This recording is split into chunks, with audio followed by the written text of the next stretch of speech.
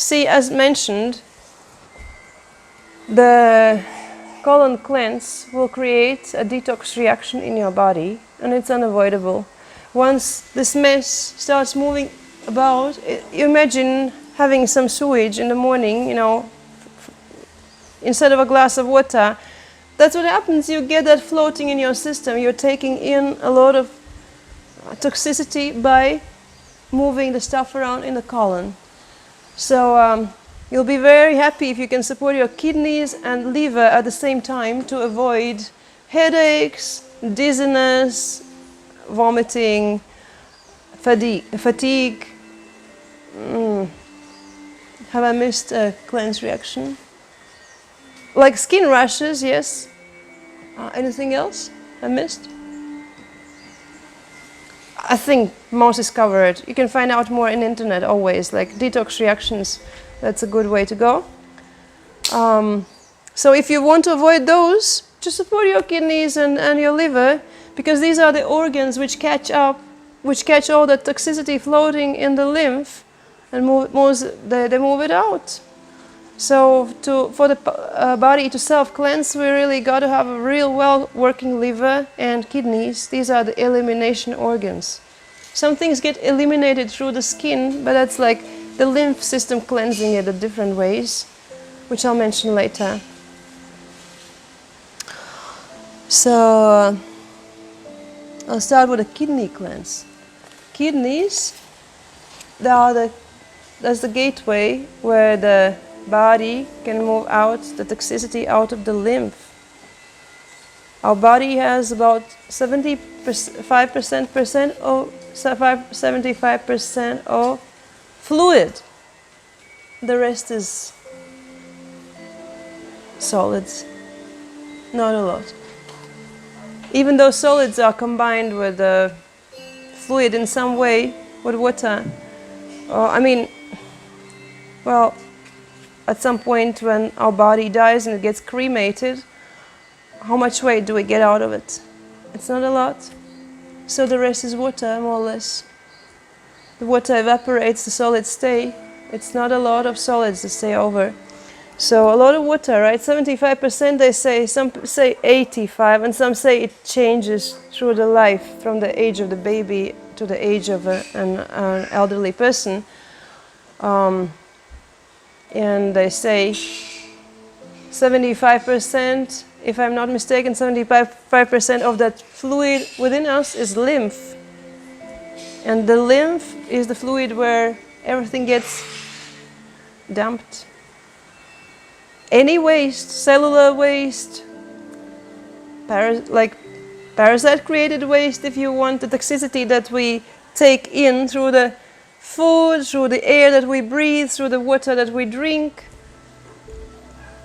all the physical waste, it gets caught up, like the lymph catches it up, and then ideally it would be able to move it out of the body, but most of the time it can't, because the kidneys are not functioning as they should. You're not having this cloudy pee, no. Kidneys are functioning somewhat, but not to their full extent.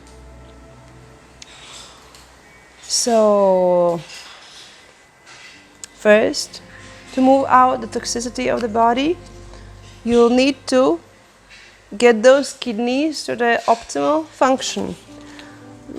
First is water, 3 to 4 liters of water a day, depending on the climate and your size.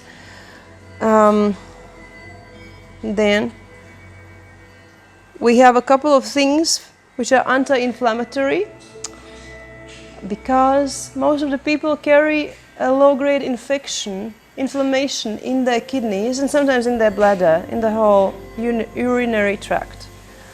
And it's easy to get. Even if you wipe yourself after using the toilet the wrong way, the E. coli bacteria from your intestine can easily enter into the urinary tract.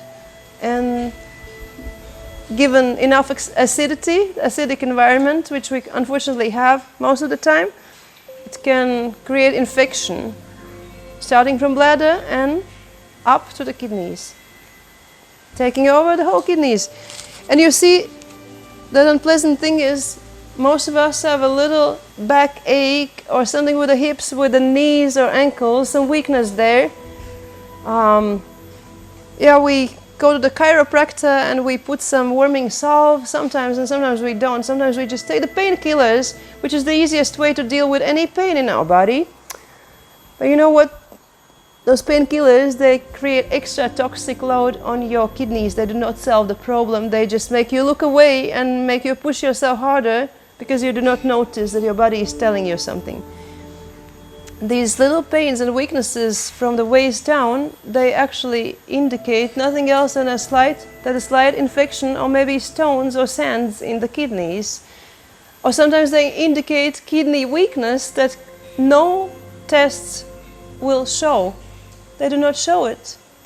The urine test in the glass will, but no doctor knows about it. Dr. Morse figured that out and put it in his videos and created a big thing out of it, and many ways to cleanse those kidneys.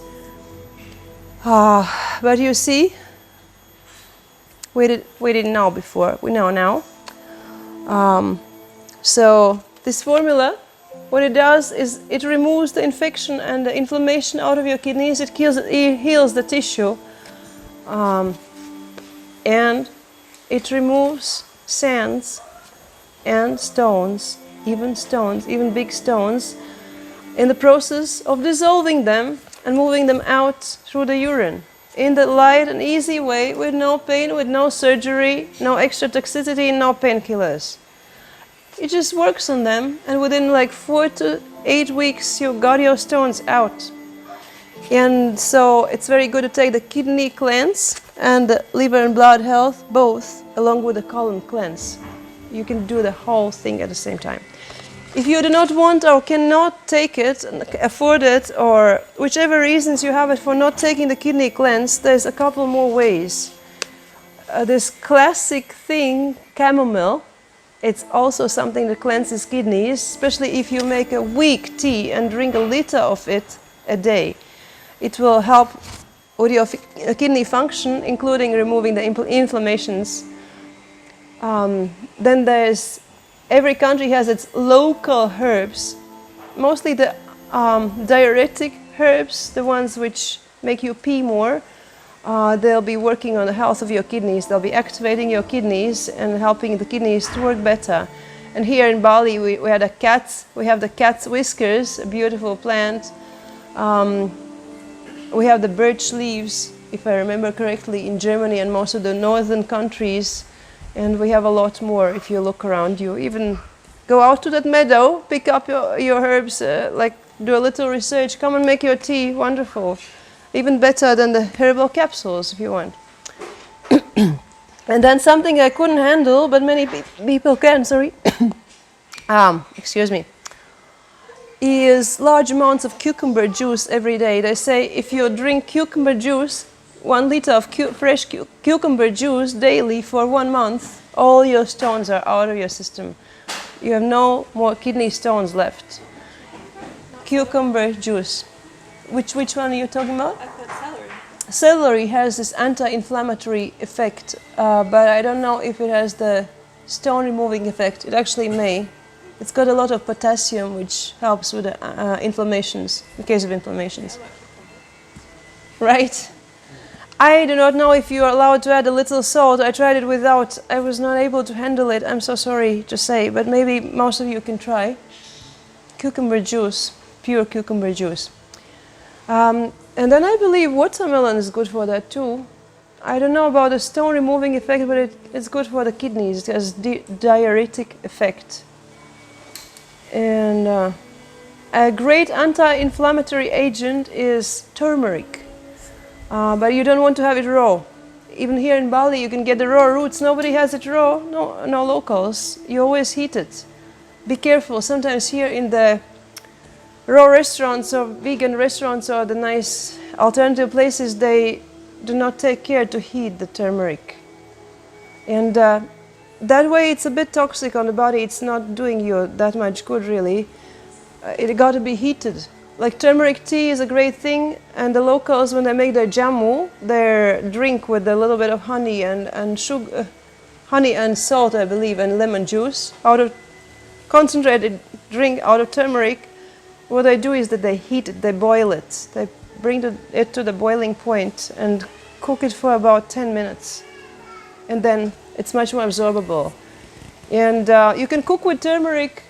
In India they use a lot of curry, which is turmeric based, that's why it's so yellow, and you can put turmeric powder in your food. I believe that there's hardly any herbal powder which is unheated. I believe that when they use a stone mill, it gets heated through, so it's safe to use turmeric powder just sprinkled over your food if you prefer that. Turmeric is a great anti-inflammatory, including for your kidneys. So there's a little bit of homework you can do if you do not want to go for the kidney cleanse. But some support to your kidneys will be needed during a colon detox. And now, the other part of the holy trio, the basic cleanse, these three, right? The very important part is the liver and blood health. We used to call it liver and blood detox, now we're calling it liver and blood health, because what it actually does, it keeps the liver healthy and functioning. And the liver filters the blood plus lymph, and it keeps the blood clean and lively. It's among the functions of the liver. It also excretes bile, which is then ideally stored in the gallbladder to be released exactly at the right time after your meal.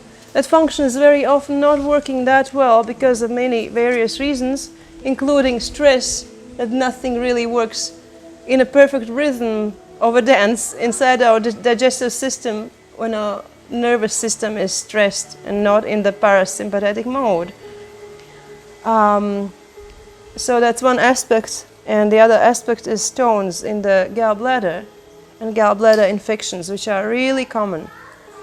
So what we want to have is really properly working liver, which produces the bile and excretes it into a clean gallbladder where it can be used for digestion. And not only, because they say that bile has the capacity of killing cancer cells. Our body constantly produces these mutated cells, even in a healthy state, but then those cells, they have their function, but they also got to be eliminated out of the body, and that's done by bile, if excretion is working in a proper way.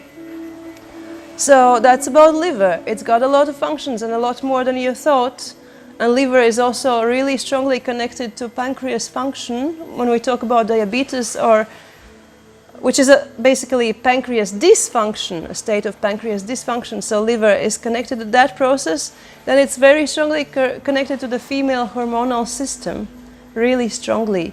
If you have any menstrual problems, anything with fertility, first look at the liver, fix the liver, then you can fix the rest. It doesn't really work separately. Any hormonal disbalances, estrogen, progesterone, lack of testosterone, even a female body needs a little bit of testosterone. Look for the causes in the liver. So you want to have the liver really, really healthy. Not only during the cleanse, but all over healthy liver. So for that we've developed this liver and blood health, which got like the best herbs of many cultures and herbal traditions to support your liver, to make it strong and healthy, and some of them to also gently and slowly move out the blockages. Is there any anti-parasite? Maybe not here.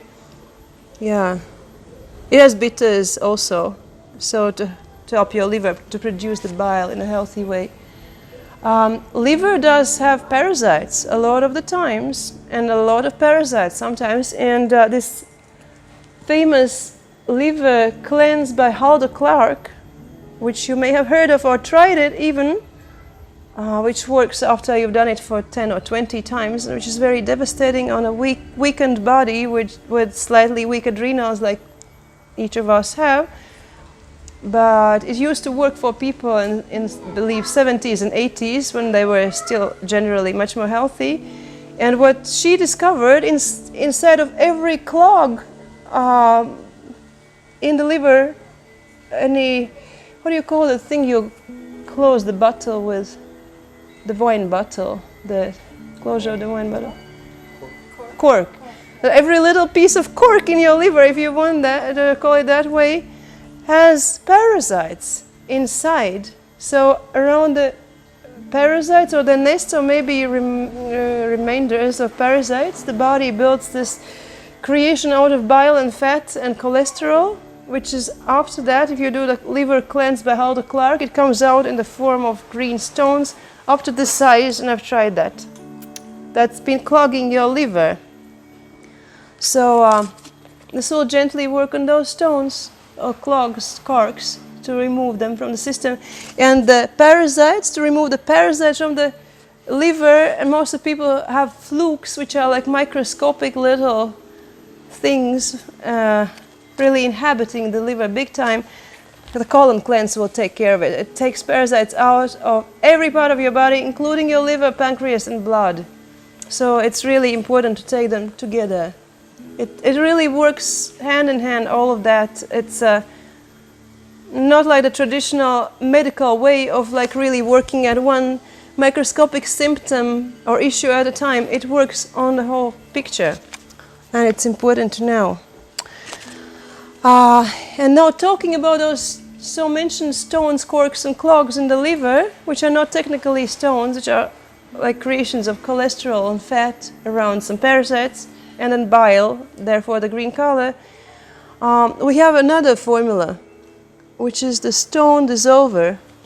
And depending on the state of your body, you may choose to use this along with the liver and blood health, or by itself. It's the stone dissolver. I'll put it right here. I'll put it here actually, like that.